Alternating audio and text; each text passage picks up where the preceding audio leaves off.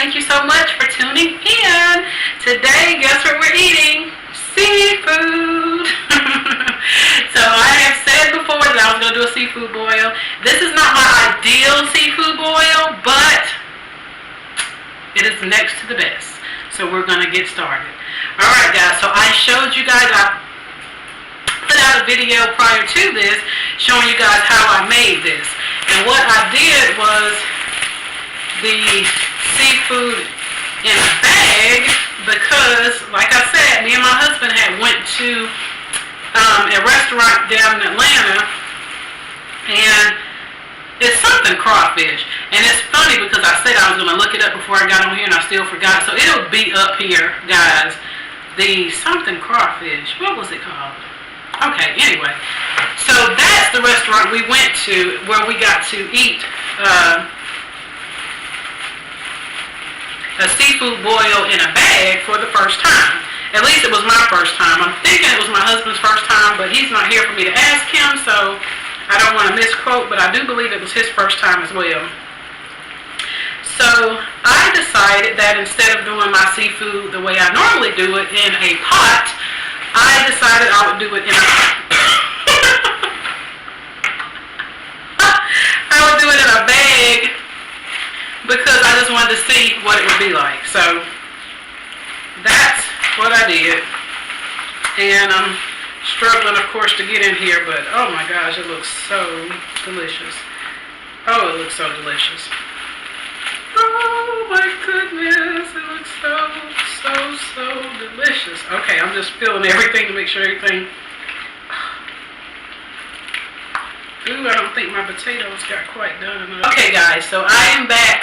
What I did was I put this back in the oven for about 40 minutes, believe it or not. But I increased my temperature to 400 degrees. So basically what I'm telling you is that since this was my first time doing it, it didn't exactly come out the way I wanted it to in the beginning, so I went back and kind of increased my cook time on it. So that is what I did. I went back and increased the cook time on it, and now it looks perfect. So yes, so let's get started again. Alright, and so what I am drinking is Seagram's. This is Peach Fuzzy Navel. So that's what I'm going to have to drink with my seafood. And I also have a bottle of water as well in case I decide that I want to have a little bit of water. So let's drink us a little bit of Peach Fuzzy Navel. And let's get back started eating here. I do have some conversation, some dinner talk for us tonight, so we will do that as well. But for right now, let's get back to this meal. All right, my dears. So,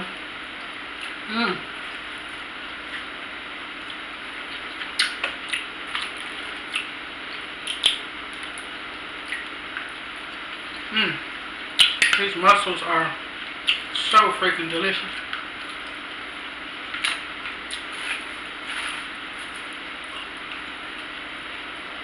It's hot. But what I noticed was that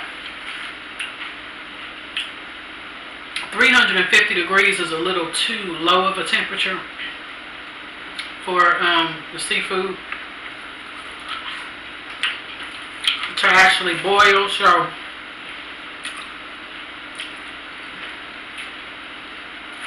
that was one thing. Then we have our shrimp.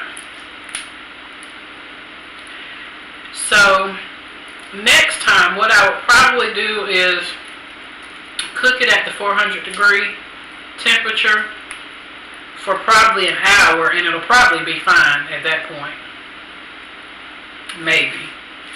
Maybe a little more than an hour, I'm not sure, but next time I'll have a better idea as to my cook time. And what I like about the boil in the bag is that you have all of the flavors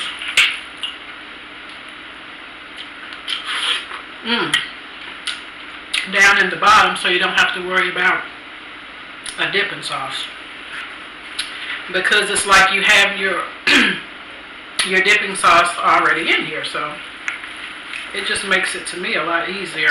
I like it this way.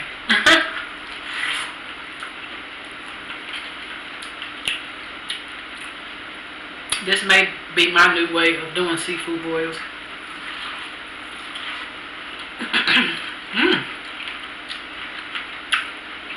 It's spicy though. I know they say elbows on the table is bad manners, but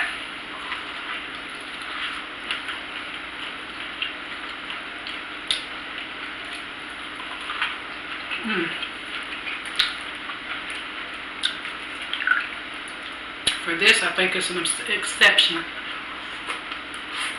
It's hot.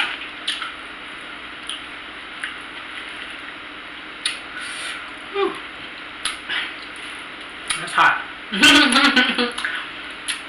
It's hot, guys.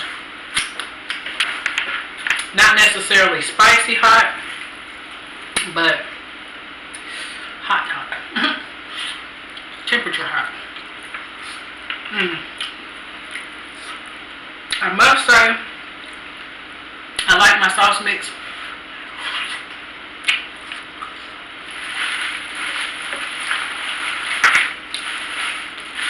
It is really delicious. For my first time doing a sauce like this, I thought it came out very well. So I am pleased with the recipe.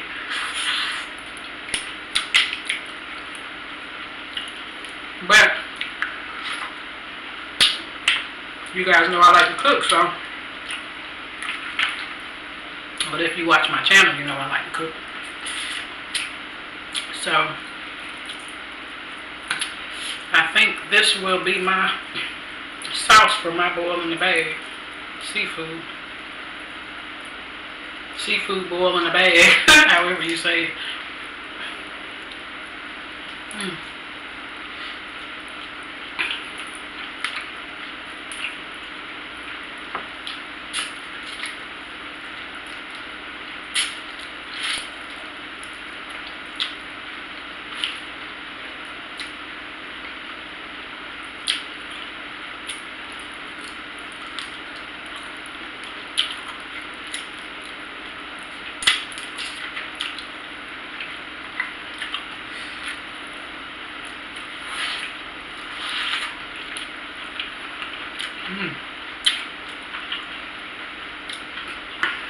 This is really good.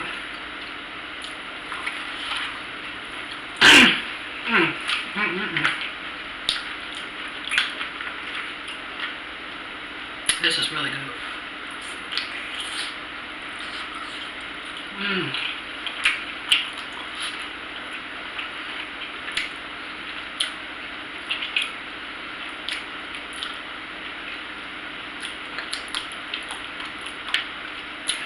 It's good and it's messy.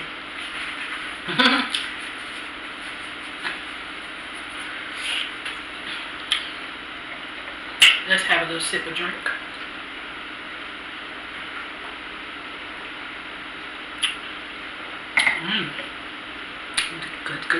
Good.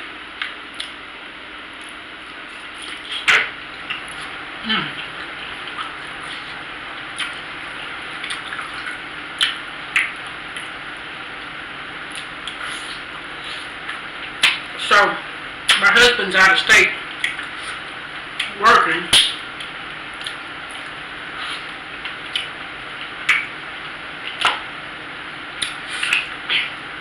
So I feel bad because I'm doing this without him. But I have my recipe ready for when he comes back.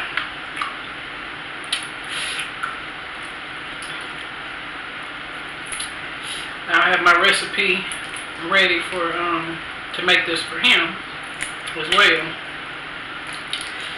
Because like I said, my youngest daughter, she'll eat it probably tonight. She'll eat whatever's left over.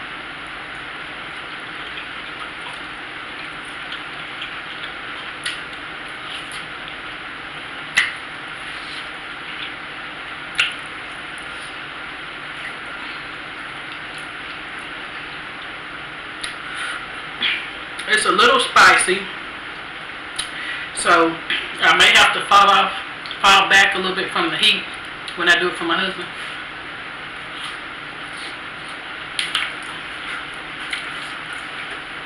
Because it's a little bit more spicy than what we would like it, because we like to enjoy our food and not have it so spicy to where you can't really enjoy it. So this is kind of teetering on that line.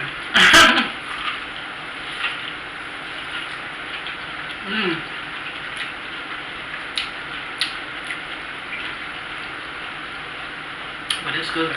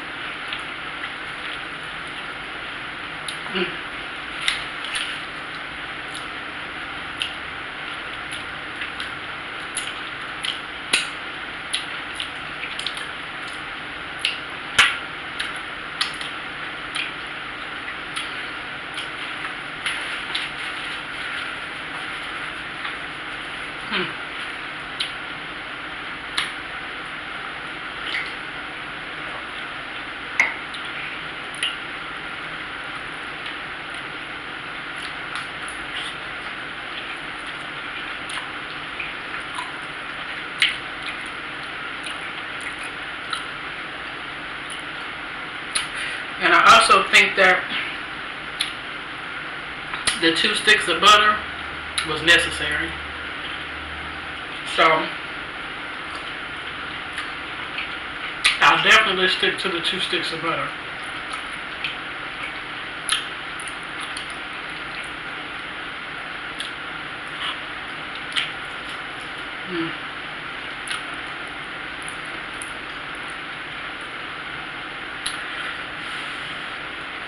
No, it is a little spicy. Yeah, it's hot, but it's also spicy hot. So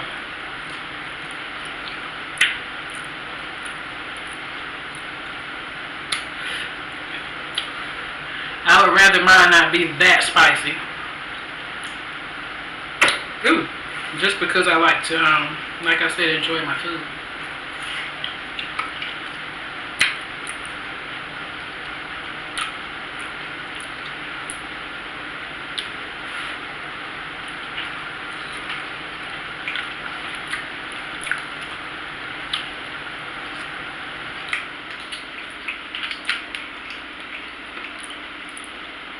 So I'm not sure what I have to do to decrease the spice. Maybe I need to decrease my amount of Creole seasoning.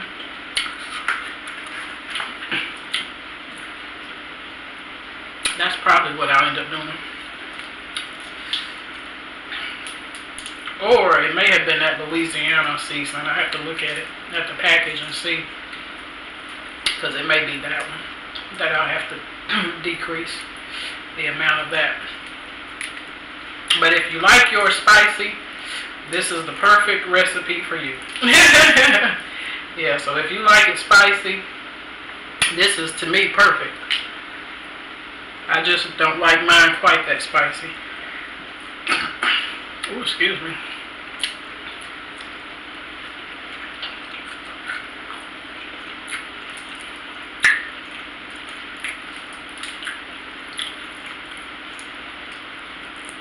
But the flavor is awesome. Like, it is really good. I'm very impressed for my first go round.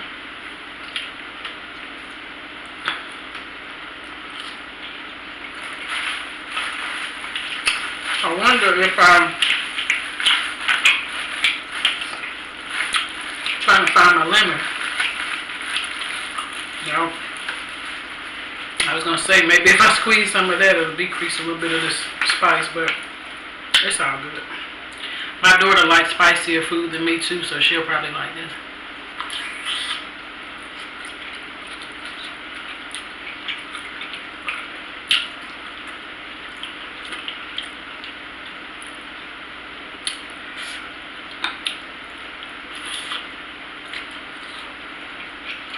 So, do I feel like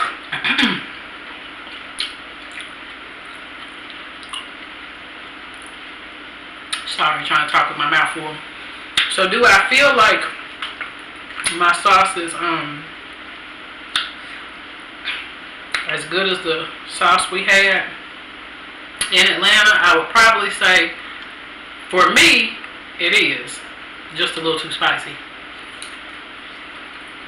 So I don't have any complaints on that avenue.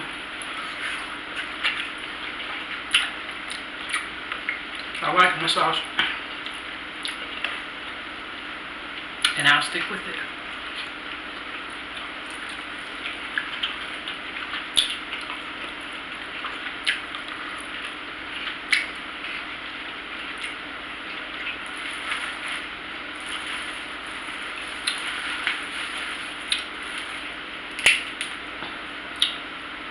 I'll just, like I said, fall back on one of those seasonings.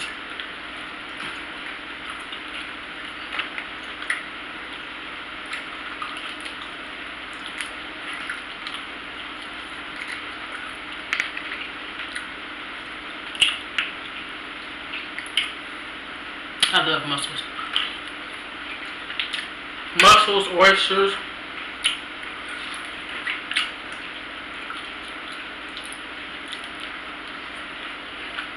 I've always loved oysters, so I think that's why I love mussels so much.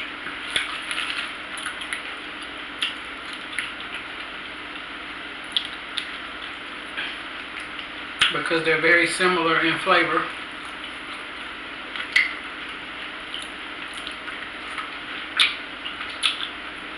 I think they're from the same family, actually.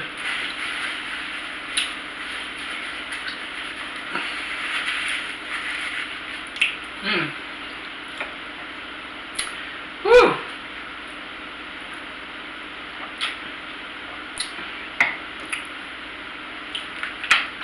Alright, let's try one of these lobster tails.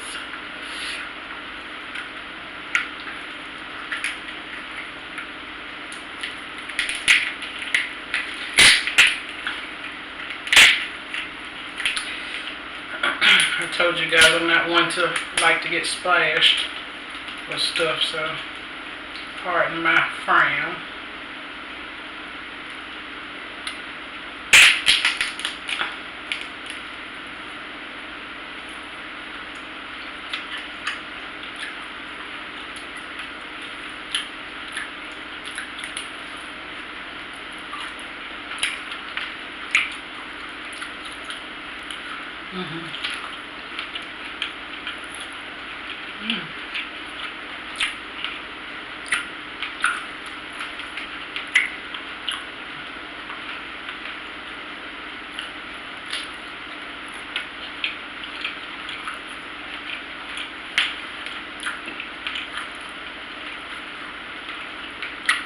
And I apologize for my smacking. I think it's kind of difficult to eat. Ooh, seafood boil without a little bit of smacking.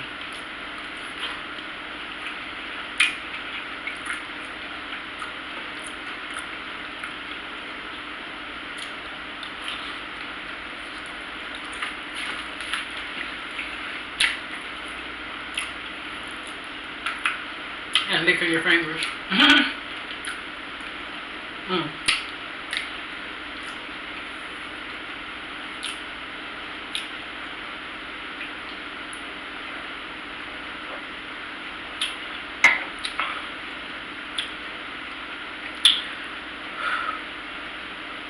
This is a lot of food.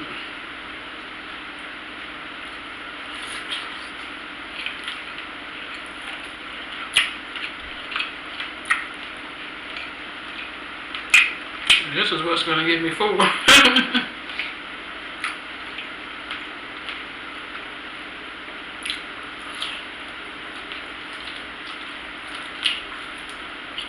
So,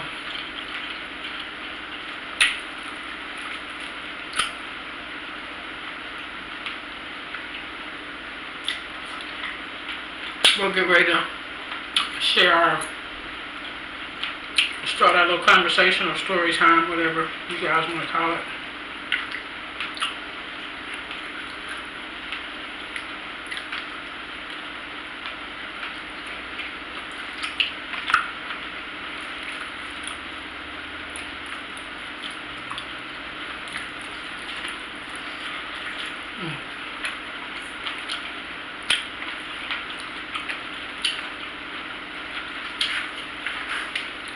Yeah, because my husband will be calling soon, so I'm trying to also hurry up so that I'll be available when he calls. But anyway, what I want to talk about today, excuse me.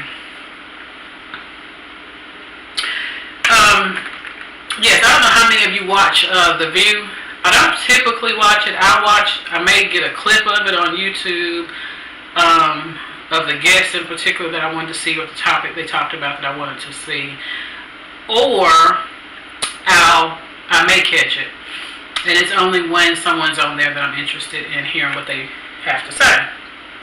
So today, Michael Eric Dyson was on there. He's Professor Michael Eric Dyson from Georgetown University. He was on that, and so if you know anything about Eric Dyson, or Michael Eric Dyson, you know that he speaks a lot on political issues, racial issues, that type of thing. So today he was on there, and the conversation came up about racism, and he basically was saying that, you know, we can never get past it or overcome it as long as we don't have conversation about it. So that we have to have conversation about racism. That's the only way that we're going to get past it, or heal from it, or learn from it. You know, you can't ignore the conversation and think that the issue is going to go anywhere. That's just going to make it worse. It's kind of like the elephant in the room, you know. So I thought that was pretty interesting today. Being that I had a conversation last week with an older couple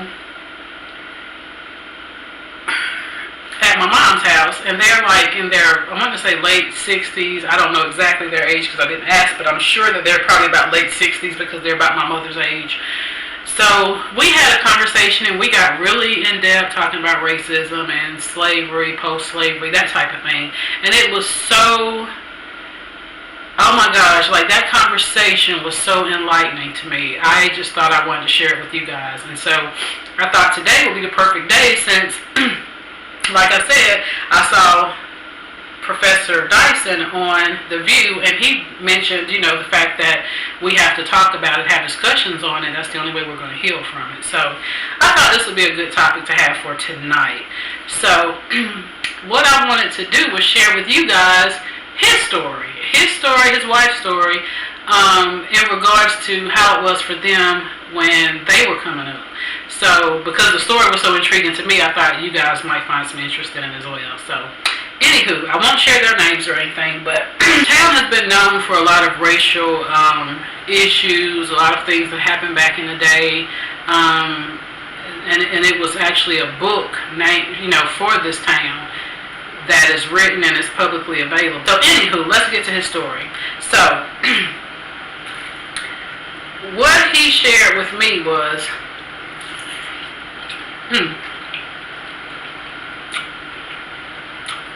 now just cooled down the temperature a little bit.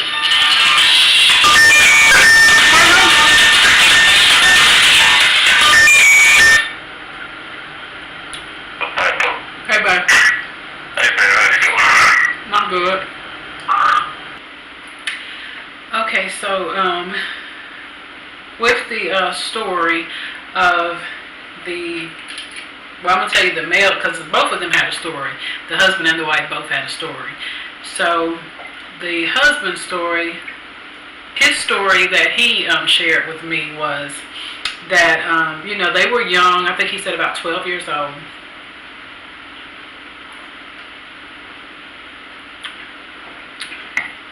And it was like 4 of them. And, you know, it was a man, you know, white gentleman that owned a service station then. And he had seen them walking one day or whatever and was like, hey, you guys want to make some money?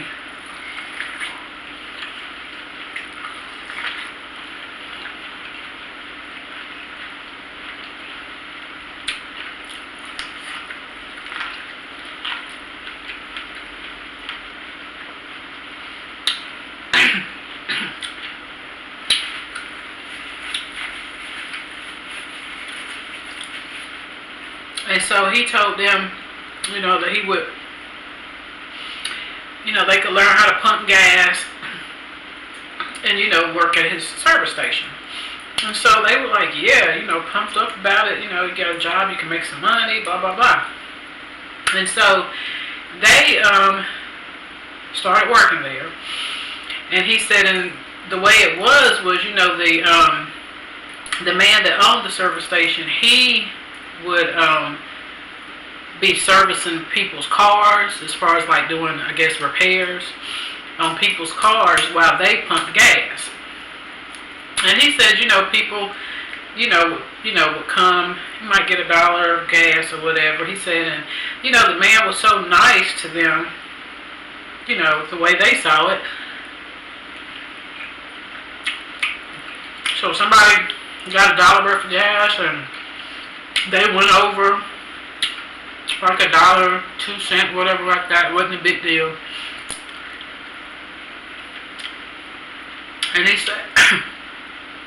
said, as far as payment,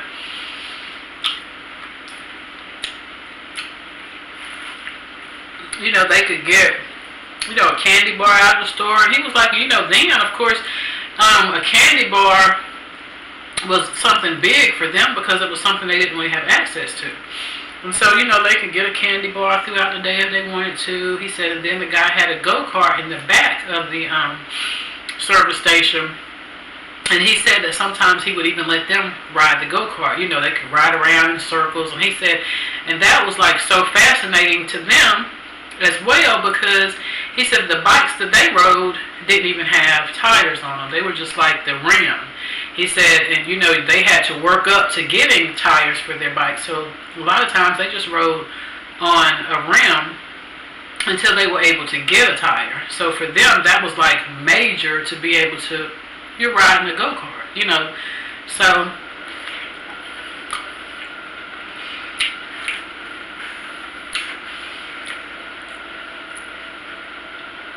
he said that, you know, that's how it was, you know. They may get $1. They may even give them $2 sometimes. But for the most part, you know, they got a candy bar or something, or got to drive the go-kart. You know, it was kind of like trinkets. So he said that everything was, you know, fine until he said at the time he didn't realize what was going on. It took him to get older to look back on it and be like, wow. He said because, you know, as time went on, then the guy's friends, you know, would come to the service station at night. Well, I'm not going to say at night, at closing time. He said, and they would sit around and talk and joke, I guess, you know, whatever, you know, men would do at that time, that type of, you know, after work or whatever.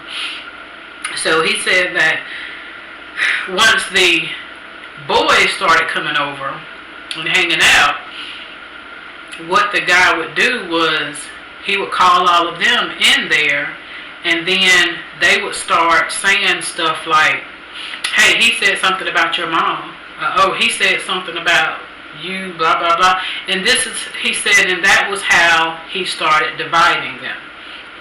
He said he literally witnessed the division.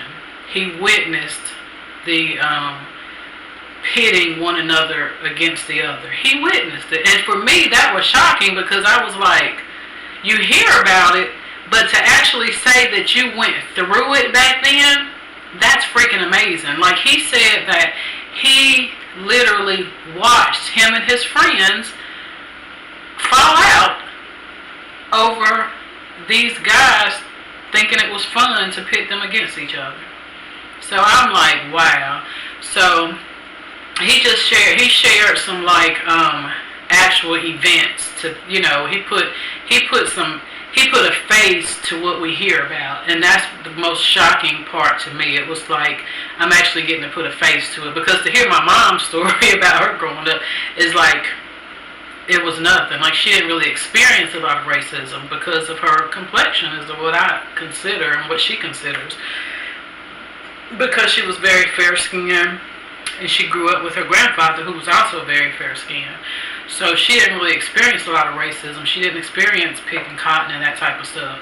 So to hear these people who were also very fair-skinned tell these stories was really shocking to me. So yeah, like he saw it, and he saw even down to the trinket thing. And I say that because I've said that before, that, you know, sometimes, you know, people with money or what have you, corporations, whatever, they tend to think that it's cute to give you trinkets. Like, you know, here, take these little gifts to show our appreciation for all your hard work or whatever. But it's never really monetary. It's a lot of times trinkets. And so that was basically, you know, what he confirmed for me, was that that's been going on. And then when he said, as far as you know, people say pitting, and I think it's probably older, that's the older generation, and so it's just kind of, you know, carried over. But to put people you know, us against one another, he said it's the same way as how we're taught, you know, that we shouldn't like the Chinese, we shouldn't like Africans, we shouldn't like, you know, we're taught not to like people. And he was basically saying that he learned that at an early age, that all you have to do is put something in the air and you can cause people to dislike each other for no reason. You know, it can just be a blatant lie, and you can have people at odds with one another. And I think that is like ridiculous, but it happens, and it's real life. And it's like, to me, I felt like sharing this story because it's still happening. Like, people find themselves at odds and have no idea why. Just, it's so easy for people to think, you know, that people feel a certain way about them, when indeed it's probably very far from the truth. So yeah, I just thought that story was just so interesting. And then he was telling me about how he picked cotton, and the first thing I said was, you picked cotton? I thought you would have probably been in the house, because they said the lighter complected people were usually in the house, you know. And he said, no, that's far from true. He said there were a whole lot of light-skinned people in the field. So that shocked me too. Not saying that I'm ignorant to history or anything, but just that the stereotypical, what you hear, the stereotype that you hear is that the dark-skinned people were in the field and the light-skinned people were in the house. And so he basically, him and his wife confirmed for me that that wasn't at all the case. You know, he said that he explained to me about picking cotton and how much he hated it. And it was just hearing his story just touched my heart, just touched my soul, like. And so I just felt like I wanted to share it with you guys, because it's heartbreaking to hear some of this stuff, like how he was even saying, like, as far as with picking cotton,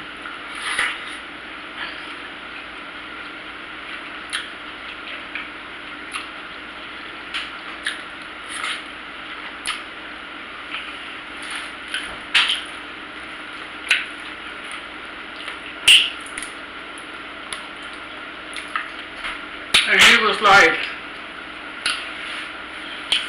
he said, you would think that with picking cotton, you start up here and you pick. He said, no, it wasn't like that. He said that the cotton stalks, I'm going to say, I guess it was stalks. It wasn't a tree, I guess, but he was talking about, they were high, they were tall, and he said that you had to literally say, this is the stalk here. He said you started at the bottom and you had to pick all the way up to the top. Like, oh my God, I couldn't even freaking imagine. And that's the way he said it was the most horrible thing in the world to have to go through. And that was the one thing that he and his wife said she picked cotton. And she's a very fair-skinned black person. So they both talked about how that was one of the most horrible things they ever had to do was pick cotton. And I'm like, you're around my mom's age and you're talking about picking cotton. So that's like really deep. Like I knew that there were people. I know that there are people that, are still on plantations and things like that. So I'm not ignorant to the fact that slavery still exists. Like true slavery still exists. So it was just shocking to me, to actually sit down and hear someone that's fairly young telling that story. And it was just like, wow, wow. So, yeah, I just thought I'd share that with you guys because I thought it was really interesting that they both had stories like that. And to me, to hear the story about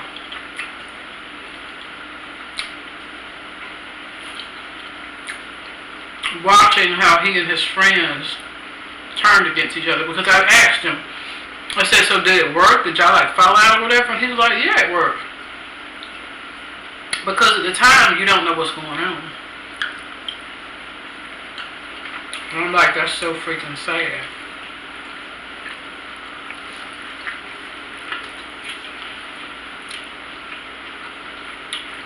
So sad. So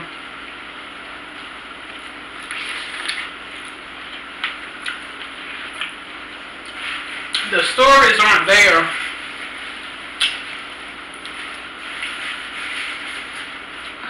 to bring about more racial division. It's there because there needs to be a conversation about it. Like, everyone needs to be educated to what people felt, what people went through, what people experienced, and why it's still so difficult for even the younger generation to hear those stories, because you still see so much racial inequality now. So it's still going to be difficult for us to hear those conversations and to know that, hey, I mean, there's a story, what is it, the cotton picking truth, where there was a lady that was, was still enslaved, like on a plantation in the late 70s. So, no, maybe I'm lying. I have to, because it may be, I think this may have been in the 80s or 90s, maybe 80s. But someone let me know in the comments if you've seen it. I've seen the movie, but I can't really remember because it's been a while back. But it was called The Cotton Picking Truth. And this was later in life, like, that she was finally, rescued from that plantation. So it's like, guys, this stuff is real. It's real, and it's not fair, and it's not nice. It's not, this is an ugly part of the reality here. And if we don't talk about it, if we don't,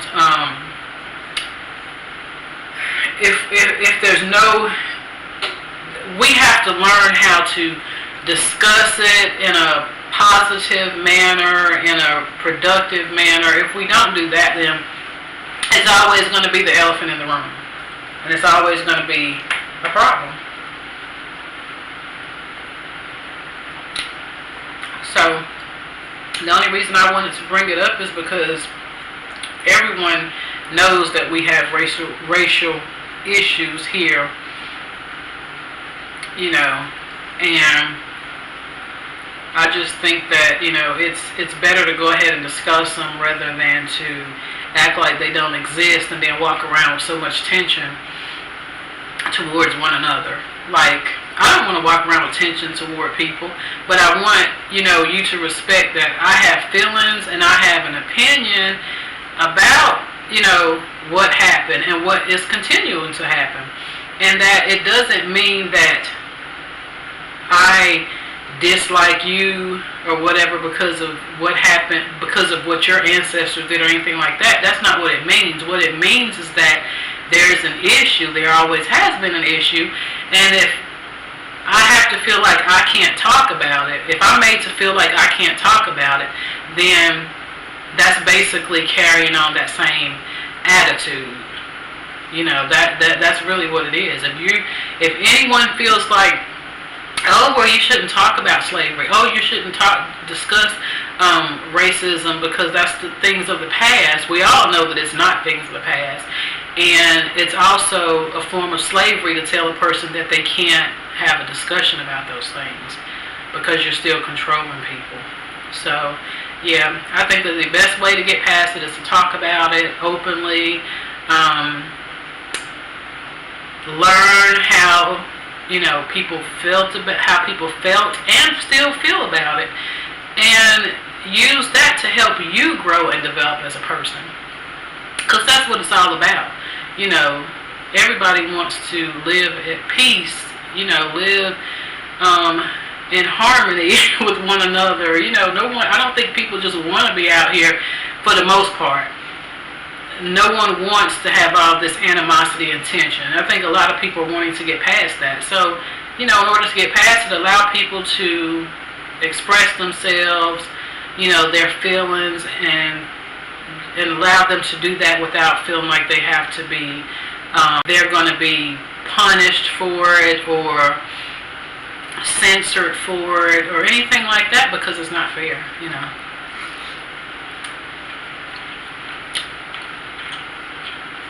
So that's just my thoughts on it. I enjoy learning about history, discussing history, but I like to do it in a civilized manner because we can all argue and gyrate and all of that, but nothing's going to be accomplished that way. So I think the best way to handle it is to have adult, responsible, respectful conversations about it.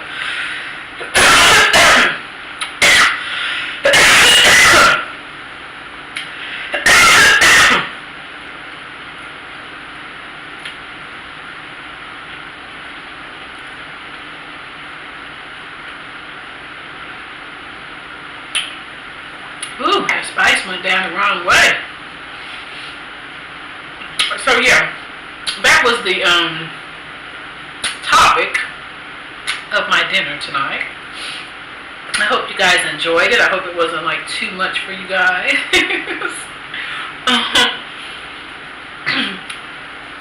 And let me know down in the comments if you'd like to have more, discussions like that. If you'd like to talk about things like hot topic subjects, that things like, for me, I would rather discuss things that are more intellectual. So if we're going to discuss like hot topics and things like that, I'd rather talk about things that are going on that really matter, so that's kind of like the kind of stuff that I like to talk about.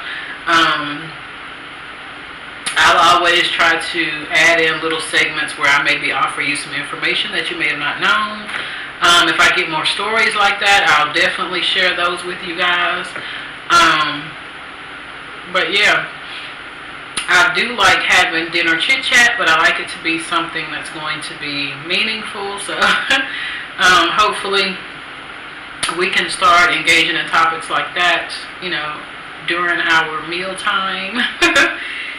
Yeah, but I'm full, guys. I've been full for a while. I've still got one lobster tail, a whole bunch of mussel, about 3 pieces of sausage, about 3, oh gosh, shrimp. I've got 3 potatoes, tons of shrimp left. Honey, your girl didn't do too good at this boil. I ate what I could, but there's a lot of food left. So my daughter will enjoy it. She'll get to enjoy it. I'll enjoy this. I know this was a really long video. I've got paper towels all over the place, guys, because I can't stand to have stuff on me. So I'm going to finish my drink. You guys are welcome to hang around with me while I finish my drink. Don't spill.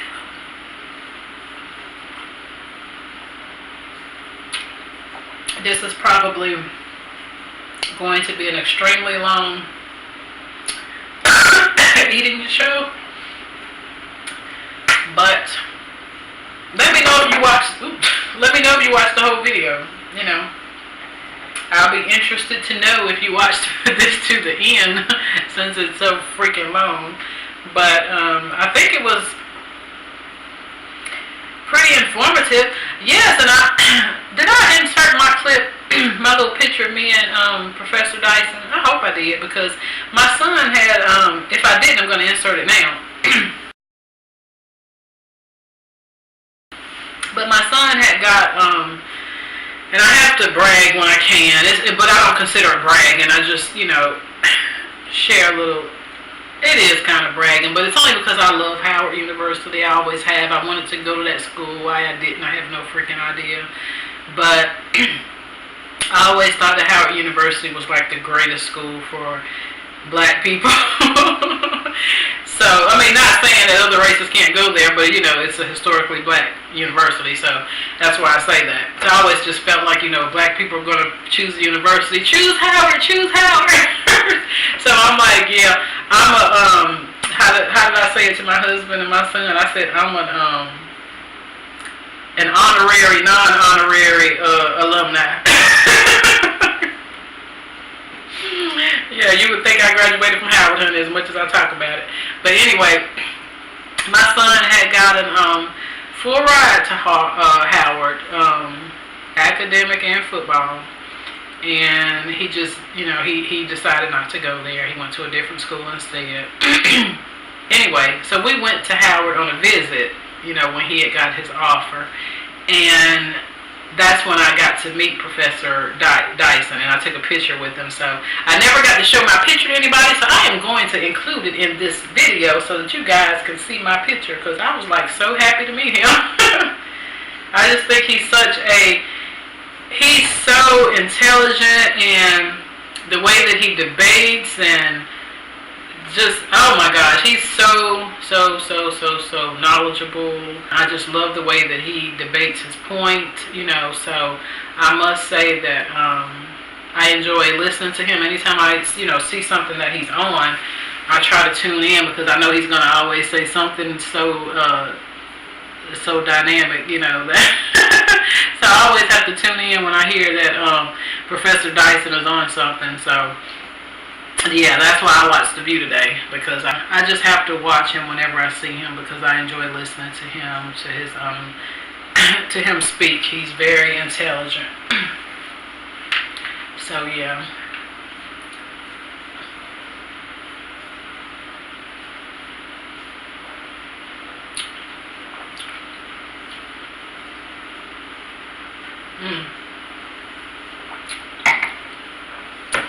Now I'm going to have to drink some water. This is a good drink. This Seagram's Peach Fuzzy Maple. It's only 3.2 alcohol, so it's not bad. It's good. I don't usually drink stuff like this, but I decided to try it.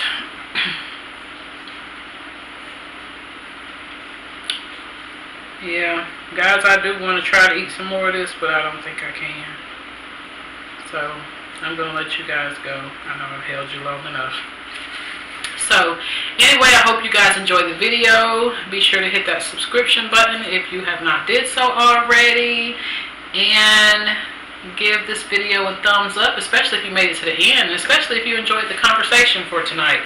And if you didn't enjoy the conversation, let me know why. In a polite way, let me know why you didn't enjoy it. What part of the subject matter, you know, did you have a problem with, or what have you? So, yeah.